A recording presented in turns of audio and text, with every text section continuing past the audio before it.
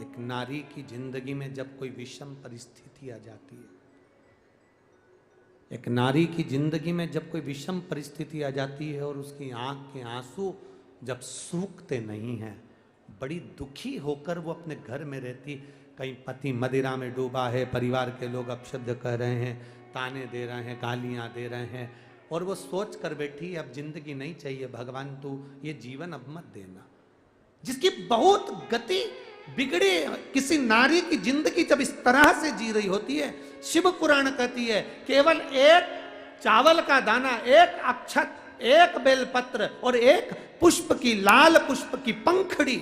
जो सोमवार की अष्टमी के दिन मां मालिनी के नाम से, मां गौरा के नाम से, आदिशक्ति के नाम से, तीन नामों का स्मरण कर कर मालिनी, मां गौरा, आद्य शक्ति का स्मरण कर कर जो अशोक सुंदरी वाली जगह पर समर्पित कर देती है नारी, उसकी जिंदगी से दुख समाप्त हो जाता है और वो खुशी की ओर अग्रण्य हो जाता है। मां मालिनी कोई साधारण नहीं है, गजमुखी है ये, जिसके मस्तक, जिसका शीश गज का है, साधारण नहीं है ये। मत्स्य पुराण कह रही है, विष्णु धर्मोत्तर पुराण कह रही है, और नव दुर्गा उपनिषद कह रहा है, ये मालिनी मां कोई साधारण नहीं। उसका नाम का स्मरण हमारे, एक नारी बहुत कष्ट की अगर जिंदगी जी रही है तो उसको एक बार अपने जीवन में उपाय करना चाहिए, उसको जीवन में एक बार मां गजमुखी मालिनी का स्मरण करना चाहिए, उसकी भक्ति कम नहीं, दुख समाप्त।